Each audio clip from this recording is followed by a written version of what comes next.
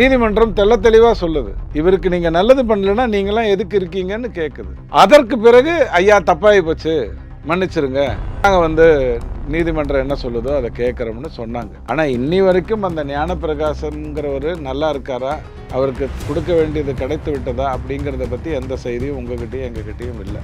இதுல சம்பந்தப்பட்டவர் தான் நம்ம பிரதீப் யாதவ். அதனால தானே ரஜினிகாந்தை வச்சுக்கிட்டு நீங்க துரைமுருகனை மிரட்டி அமைதிப்படுத்தி உதயநிதியை துணை முதல்வராக்க வேண்டியிருக்கு. குடும்பத்திலேயே சமத்துவம் இல்லையே. ஸோ யாருக்கு என்ன அதிகாரியா வந்தா நமக்கு என்ன? இவங்க 2026 கிளம்பி போயிடுவாங்களா? இவங்களுடைய ட்ராக் ரெக்கார்டு படி 5 வருடம் ஒரு நாள் இவங்க இருந்ததில்லை. 5 வருடத்துல இவங்க பேக்கப் ஆகி போயிடுவாங்க. அதற்கு இன்னும் 2 வருடம் இருக்கா? எல்லாம் பேசட்டும். நான் முதல்வன் திட்டம், அந்த திட்டம், இந்த திட்டம், என்ன வேணாலும் பேசட்டும். அவருடைய ட்ராக் ரெக்கார்டு உதயநிதி ஐயாவுக்கு தனியா இருக்கிற அளவுக்கு நல்ல தகுதியோட இருக்கு. கருணாநிதி ஐயா கிட்டே இருந்திருக்காருன்னா அப்புறம் அது எவ்வளவு பெரிய தகுதி யோசிச்சு பாருங்க. அதற்கு பிறகு அதிமுக அமைதியா இருந்திருக்காரு, ஒதுங்கி இருந்திருக்காரு, பதவியை ஏற்காம இருந்திருக்காரு, எல்லா வேலையும் பண்ணிருக்காரு இல்லையா? அப்ப கரெக்டா திமுக தானே, ஒன்னும் குழப்பம் இல்லையே.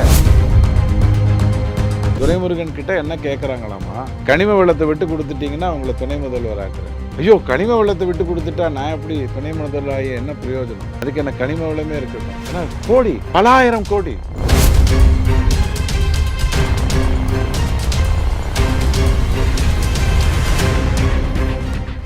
ரியல் ஒன் நேயர்களுக்கு வணக்கம். இன்றைய நேர்காணலுக்காக நம்முடன் இணைகிறார் துக்ளக் வாசகர் குழுவை சேர்ந்த திரு ரவி டிடிஎஸ் அவர்கள். வணக்கம் சார். வணக்கம். அமைச்சரவை மாற்றத்துக்கு தொடர்ந்து ஐஎஸ் அதிகாரிகளும் மாற்றப்பட்டிருக்காங்க. இதில் துணை முதல்வர் உதயநிதி அவர்களுக்கு செயலாளராக பிரதீப் யாதவ் அவர்கள் நியமிக்கப்பட்டிருக்கார். இந்த பிரதீப் யாதவ் யாருன்னு பார்த்தீங்கன்னா, ஒரு சில கடந்த ஆண்டில் பார்த்திங்கன்னா நீதிமன்றத்தை மதிக்காதனால் நீதிமன்றமே தமாக முன் 2 வாரங்கள் அவரை சிறையில் வைக்கணும் அப்படின்னு சொல்லியிருந்து அதுக்கு ஒரு இடைக்கால தடையும் வாங்கியிருந்தார். ஸோ அப்படிப்பட்டவரை ஒரு செயலாளராக துணை முதல்வருக்கு அப்பாயின்மெண்ட் பண்ண என்ன காரணம் சார்? நீங்க சொல்ற இவரும் பெரிய தப்பு ஒன்றும் பண்ணிடல. திராவிட கழகம் பொதுவாக பண்ணக்கூடிய ஒரு தப்பு.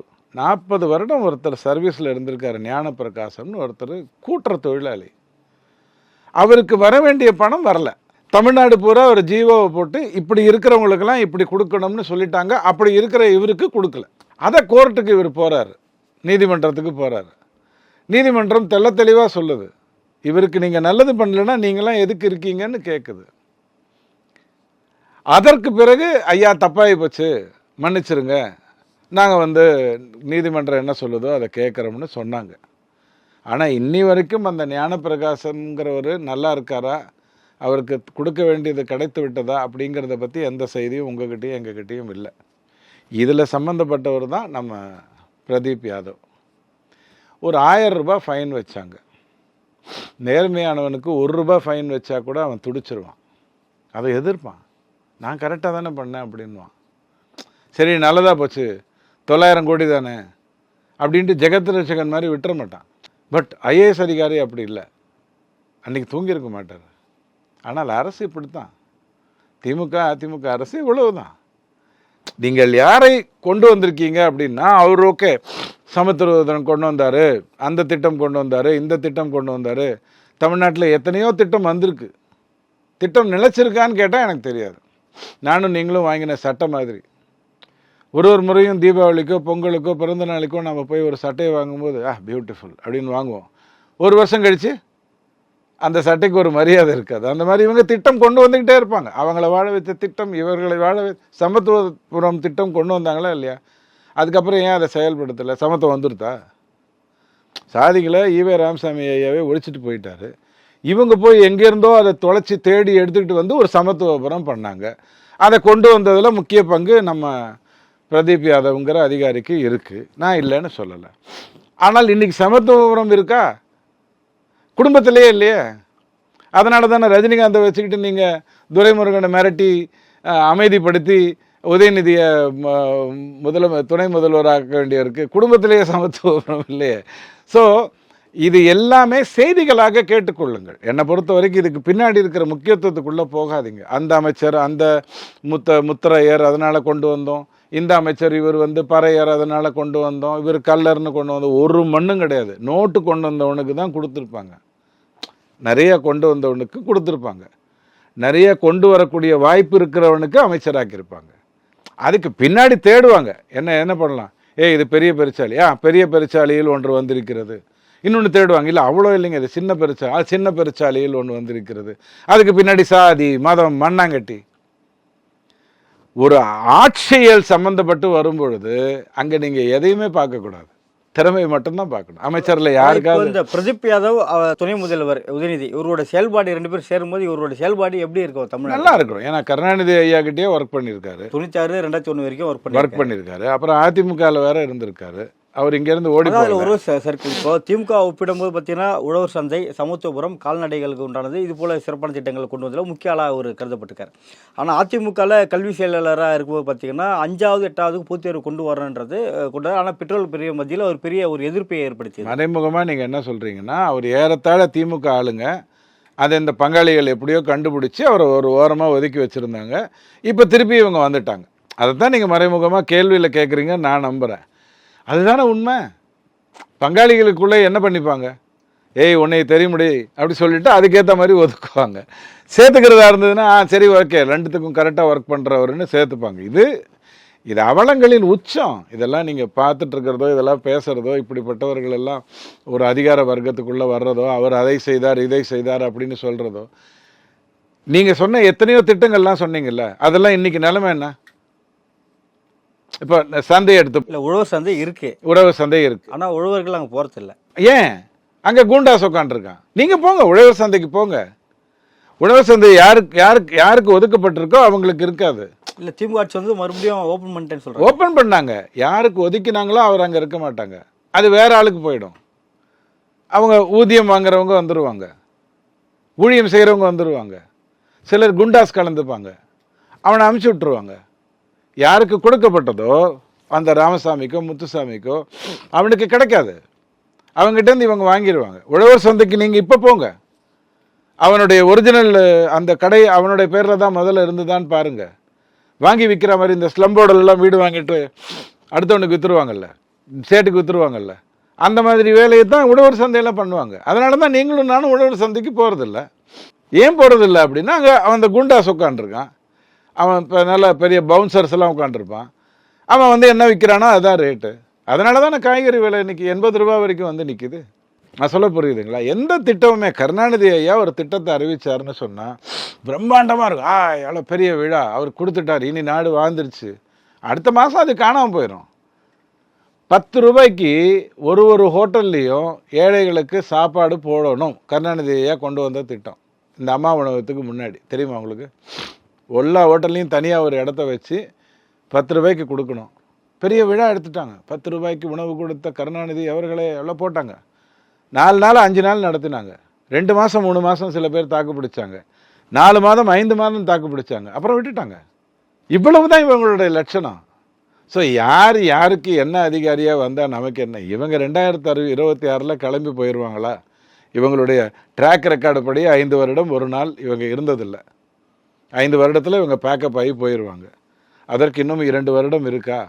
எல்லாம் பேசட்டும். நான் முதல்வன் திட்டம், அந்த திட்டம், இந்த திட்டம், என்ன வேணாலும் பேசட்டும். நல்ல ஐஏஎஸ் அதிகாரிகள் தமிழ்நாட்டில் இருக்காங்க. அவங்க சரியாக முயற்சிகளை எடுக்கிறாங்க, நல்ல முயற்சிகள் எடுக்கிறாங்க. ஐஏஎஸ் அதிகாரியும் ஐபிஎஸ் அதிகாரியும் நான் என்றைக்குமே குறை சொல்லவே மாட்டேன். அவர்களுடைய நேர்மை தெள்ள தெளிவாக இருக்கும். ஆனால் இந்த யாதவ் அப்படிங்கிறவர் அவருடைய ட்ராக் ரெக்கார்டு வந்து உதயநிதி ஐயாவுக்கு தனியாக இருக்கிற அளவுக்கு நல்ல தகுதியோடு இருக்குது. கருணாநிதி ஐயாக்கிட்டே இருந்திருக்காருன்னா அப்புறம் அது எவ்வளோ பெரிய தகுதி யோசிச்சு பாருங்க. அதற்கு பிறகு அதிமுகவில் அமைதியாக இருந்திருக்காரு, ஒதுங்கி இருந்திருக்காரு, பதவியை ஏற்காமல் இருந்திருக்காரு, எல்லா வேலையும் பண்ணியிருக்காரு இல்லையா? அப்போ கரெக்டாக திமுக ஆள் தானே, ஒன்றும் குழப்பம் இல்லையே. ஸோ கருப்பு சிவப்பு வெள்ளம் இல்லையே, நேராக கருப்பு சிவப்பு தானே. கரெக்டான ஆள் உதயநிதி ஐயாட்ட இருக்கிறதுக்கு கரெக்டான ஆள். வாழ்த்துங்க. ஏங்க, உதயநிதி ஐயாவை துணை முதல்வராக தேர்ந்துட்டு அதுக்கப்புறம் நீங்கள் என்ன பாலாரும் தேனாரும் ஓடும்னு நினச்சிக்கிட்டு அதெல்லாம் பண்ணுறீங்க? அப்புறம் அதுக்கு என்ன நடக்கணுமோ அதெல்லாம் தான் நடக்கும். இவர் வராமல் இருக்கணும். நம்ம மாரி செல்வராஜ் வந்து எங்கேயாவது அரசு பதவிக்கு வந்துட்டாருன்னா சிக்கலாகும், அதை வேணால் பார்த்துக்கோங்க. இல்லை, அரசியலமைப்பு சட்டத்திலே துணை முதல்வர் பதவியே இல்லை அப்படின்னு சொல்லும் போது இப்போ துணை முதல்வருக்கு செக்ரட்டரி அப்படின்னும் போது இது இல்லைங்க. இப்போது அரசு பொறுத்த வரைக்கும் ஒரு முதலமைச்சர் என்ன பண்ணலான்னா, இப்போது நம்ம துர்காமாவை இருந்தானா முதல்வர் பதவி இருக்கும்போது அழுதாங்க. எதுக்கு அழுதாங்க? எனக்கு வேறு கருத்து இருக்குது, உங்களுக்கு வேறு கருத்து இருக்கலாம். உதயநிதி ஐயா பதவி இருக்கும்போதும் அழுதாங்க. எனக்கு வேறு நியாயம் இருக்குது, உங்களுக்கு வேறு நியாயம் இருக்கலாம். அவங்க வேணால் அப்படியே பார்ப்பாங்க. ஏன்னா குடும்ப சொத்து தானேங்க. அவங்க ராஜ்யம், திமுக தொண்டர்கள்லாம் அந்த குடும்பத்துக்காக உழைக்கிறாங்க. அவங்க குடும்பத்துலேருந்து தான் எல்லோரும் வருவாங்க. அதை ஒரு பக்கம் விட்டுருங்க. ஆனால் இந்த துணை முதல்வருங்கிற பதவி இப்போ ஆந்திராவில் கூட இருக்குது. முன்னாடிலாம் சௌத்தாலாக்கு கொடுத்தாங்க. அந்த மாதிரியெல்லாம் ஆரம்பத்துலேருந்து இருந்துகிட்ருக்கிற ஒன்று தான். அது கௌரவ பதவி தான், அதில் ஒன்றும் மாற்றுக்கிறது இல்லை. இப்போது எம்ஜிஆர் அவர்கள் அரசவை கவிஞர் கண்ணதாசனை கொண்டு வந்த போது அவங்க ஒரு சட்டம் தீர்மானத்தை கொண்டு வர்றாங்க, அதைப்படி செயல்படுறாங்க. நாளைக்கு அதிமுக ஆட்சி வருதா, அதை ஓரம் கட்டிட்டு வேறு வேலையை பார்ப்பாங்க. ஆனால் என்ன அநியாயம் நடந்ததுன்னு நீங்கள் பாருங்கள். துணை முதல்வர் அப்படிங்கிறதுனால உங்கள் பக்கத்தில் வந்து துணை முதல்வர்னு ஒரு பதவியே கிடையாது, உங்கள் பக்கத்தில் சீட்டெல்லாம் கொடுக்க வைக்க முடியாது அப்படின்னு ஒரு நியாயம் சொல்கிறீங்க. ஓபிஎஸ் தான் உங்கள் பக்கத்தில் உட்காருவார் அப்படின்னு ஒரு நியாயம் சொல்கிறீங்க. கேட்டால் முன்னாள் முதல்வர்னு ஒரு நியாயம் சொல்கிறீங்க. முரண்படுகின்ற கேவலங்கள் வந்து திமுகவில் தொடர்ந்து நடக்கும். நேற்றுக்கு ஒன்று இன்றைக்கி ஒன்று. அந்த மாதிரி தான் இவங்க அதை பண்ணுறாங்க. துணை முதல்வர்னு அவருக்கு எது கொடுக்கணும்? ஸ்டாலின் ஐயாவுக்கு உடம்பு சரியில்லை, தெளிவாக தெரிஞ்சிடுச்சு. இல்லைன்னா 18 நாள் எதுக்கு அமெரிக்காவுக்கு போகிறார்? ஒரு 7000 கோடிக்காக ஒரு 18 நாள் போகலாமா? கோட்டு படத்தினுடைய டிஸ்ட்ரிபியூஷன் எடுத்திருந்தால் 1200 கோடி அவருக்கு ஈஸியாக வந்திருக்கும். இல்லை 1800 கோடி வரைக்கும் கணக்கு காட்டிட்டு அடித்தா கூட கணக்கு காட்டி வந்திருக்கலாம், சிம்பிளாக வந்திருக்கும். இல்லை ஜெகத் ரட்சகன் ஐயாட்ட சொன்னால் கிடச்சிருக்கும். அவர் எதுக்கு பாவம் அங்கே போனார்? உடம்பு சரியில்லை, சந்தோஷம். ஒரு மனிதனுக்கு உடம்பு சரியில்லாமல் இருக்கிறது நியாயமான ஒரு விஷயம்.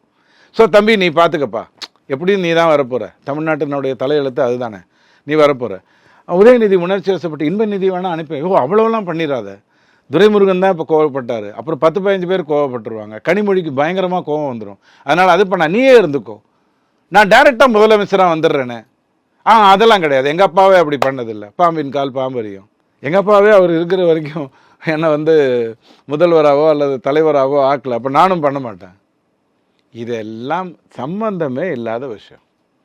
நீங்களோ நானோ நல்லா இருக்கிறதுக்கு இதில் எந்த சம்பந்தமும் இல்லை, எந்த சம்பந்தமும் இல்லை.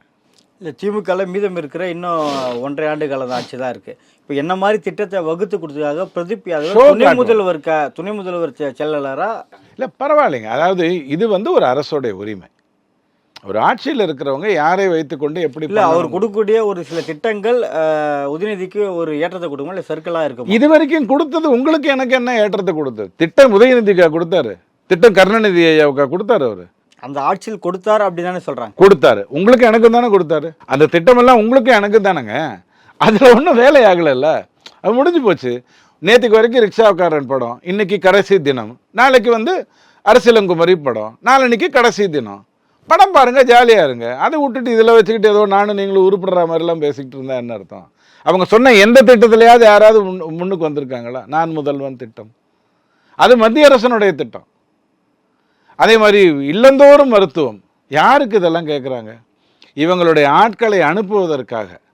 இவர்களுடைய ஆட்களை எல்லா வீட்டுக்கும் அனுப்பி அங்கே என்ன நடக்குது ஏது நடக்குதுன்னு பார்த்து அவங்களுக்கு என்ன உதவி பண்ணால் தனக்கு ஓட்டு போடுவாங்கன்னு பார்த்து இவர்கள் ஆட்களை அனுப்புவதற்காக இந்த வேலைகள்லாம் செய்கிறாங்களே ஒழிய மக்கள் நலத்தின் மூலமாக இவர்கள் வருகிறார்கள்ங்கிறது நீங்கள் ஏன் எடுத்துக்க முடியாதுன்னா, தமிழ்நாட்டில் 1,15,00,000 பேர் 2.5 லட்சத்துக்கும் கம்மியான வருமானத்தோடு இருக்கிறார்கள் அப்படிங்கிறத திமுக ஒத்துக்குதா? 1.5 கோடி குடும்பங்கள் இன்ட்டு 3 4 கோடி பேர். தமிழ்நாட்டில் 8 கோடிக்கு 4 கோடினா 50%. 50% பேருடைய ஒரு குடும்ப வருமானம் ஒரு மாதத்துக்கு 20,000 தானா? ஒரு நாளைக்கு 700 ரூபா தானா? 3 பேர்னு கணக்கு வச்சா அவ்வளோதானா? இதுவா இவங்க 50 ஆண்டு காலம் ஆட்சி செய்த லட்சணம்? ஆனால் கணக்கு சொல்லும்போது உங்களுக்கு 2.5 லட்சத்துக்கு கம்மியாக இருக்கிறவங்களுக்கு தான் கொடுக்குறேன்னு சொல்லுவாங்க. இவனுக்கு எவன்லாம் ஓட்டு போடுவானோ அவங்களுக்கெல்லாம் கொடுப்பாங்க. அரசு பணத்தை விரயம் செய்கிறார்கள். 2020 அனுப்பிச்சி வைக்கிறதுக்கு எல்லா ஏற்பாடும் பண்ணுவோம். காமராஜுடைய நினைவு தினம், அதனால் அதை போற்றுவோம். லால் பகதூர் சாஸ்திரியுடைய நினைவுகளை போற்றுவோம். நாடு நல்லா வருங்கிற நம்பிக்கையில் வாழ்வோம். வேற என்ன சொல்கிறது? இல்லை, ஓவராலாக நிறைய ஐஏஎஸ் அதிகாரிகளில் இடமாற்றம் பண்ணியிருக்காங்க. இந்த இடமாற்றம் என்ன மாதிரியான நிர்வாக மாற்றத்தை கொடுக்கும்? ஒன்றுமே இல்லைங்க. ஐஏஎஸ் அதிகாரி கண்டிப்பாக எந்த தப்பும் பண்ண மாட்டாங்க. அதாவது தப்புனா என்ன, மிஸ்டேக் பண்ண மாட்டாங்க. மிஸ்சீஃப் அது வேறு விஷயம். மிஸ்டேக் பண்ண மாட்டாங்க, அதில் எந்த மாற்று கருத்தும் இல்லை. ஸோ நீங்கள் அவர்களை இதுக்கு பதிலாக அங்கே அனுப்பலாம், அங்கே போனால் அவர் திறமையாக இருப்பாருன்னு நினைக்கலாம். நான் நிறைய பேரை பார்த்துருக்கேன். இல்லை, அதன் அடிப்படையில் இப்போ மாற்றம் நடக்கும். ஆமாம், இல்லை இவங்களுக்கு ஃபேவராக இருக்குன்றது ஒரு மாற்றம் நடந்தது. நிறைய பேர் வடக்கிலிருந்து வந்தவங்க தமிழர் அல்லாத ஐஏஎஸ் அதிகாரிகளை நம்ம பார்த்துருக்கோம். இங்கே பார்த்துருக்கோம், இங்கே செயல்படுற இடத்துல பார்த்துருக்கோம். அவங்க வேலையை கரெக்டாக பார்க்குறாங்க, அதில் எந்த மாற்று கருத்தும் இல்லை. சீஃப் செக்ரட்டரியும் தன்னுடைய வேலை என்னவோ அதை கண்டிப்பாக பார்க்க தான் போகிறார். ஆனால் விஷம் அந்த பாலில் விழப்போகிறது எங்கேருந்துங்கிறது தான் முக்கியம். அந்த விஷம் முதல்வர்கிட்டேருந்து விடுமா, துணை முதல்வர்கிட்டேருந்து விடுமா, துரைமுருகன்கிட்டேருந்து விடுமா? துரைமுருகன் கிட்ட என்ன கேட்குறாங்களாமா, கனிம வளத்தை விட்டு கொடுத்துட்டிங்கன்னா அவங்கள துணை முதல்வர் ஆக்குறேன். ஐயோ, கனிம வளத்தை விட்டு கொடுத்துட்டா நான் எப்படி துணை முதல்வர் ஆகி என்ன பிரயோஜனம்?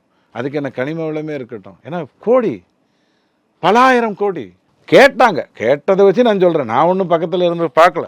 ஸோ இப்படிப்பட்ட முடிவுகளை எடுக்கிறவங்கள வச்சுக்கிட்டு இவர் துணை முதல்வர் ஆனான்னா என்ன ஆகணும்? நாளைக்கு வரலாறு எழுதுவாங்க இல்லையா? தமிழ்நாட்டின் அற்புதமான ஆட்சியை செய்த திராவிட கழகங்களில் கலைஞர் அவர்கள் ஸ்டாலின் அவர்களை துணை முதல்வராக்கி பயிற்சி கொடுத்தார். அந்த பயிற்சியை எடுத்துக்கொண்டு ஸ்டாலின் முதல்வரானார். உதயநிதி பயிற்சி எடுத்தார், அதை வைத்து கொண்டு வந்தார். இல்லைனாலும் வரதான் போகிறான். இந்த பயிற்சி கொடுத்தா என்ன, கொடுக்காட்டேன், அவங்க வரதான் போகிறாங்க. ஆனால் அந்த ஸ்டெப் பை ஸ்டெப் வந்த மாதிரி காட்டுவாங்க.